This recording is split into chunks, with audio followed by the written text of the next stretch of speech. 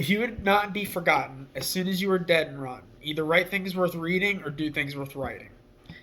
That is a quote from Benjamin Franklin, who many refer to as the only president of the United States that was never actually president of the United States.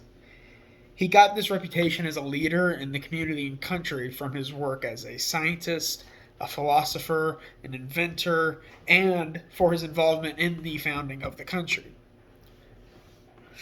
In his 84-year-old lifetime, his most famous accomplishment in my eyes is becoming a member of the Committee of Five, which was a group of five individuals that would meet to work and pen the Declaration of Independence for the United States.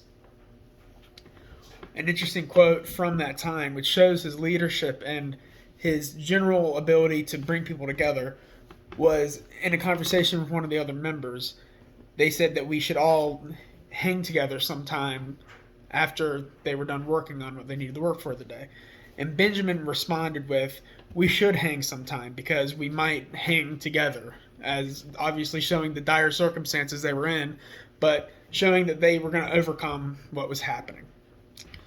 Um, After that time, he went on to be involved in the writing of the Constitution, which is no surprise because he was a very vocal advocate for free speech in the country.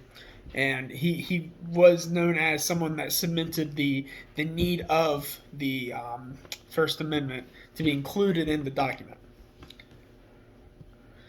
All of these accomplishments, however, do not exclusively define Benjamin Franklin as what he was. He wasn't only just a politician or a political philosopher.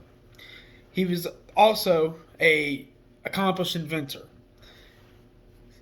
One of my favorite inventions that he made was the bifocal glasses because its design is still being used largely today in the bifocal glasses that you can get anywhere all across the country and all across the world. But his most famous invention and scientific work was done with electricity. Everyone knows the famous kite experiment that he had, but my favorite one is when he was making the lightning rod, which protects buildings from lightning damage, which obviously was a big deal back then for fires and other sorts of issues.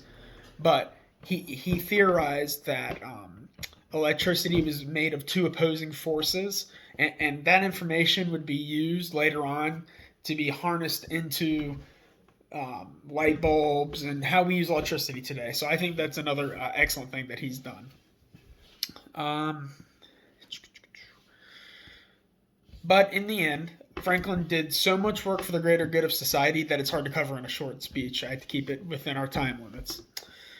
Um, though, with only the small things that we've covered today, it's easy to see that Benjamin Franklin wrote things worth reading and did things worth writing.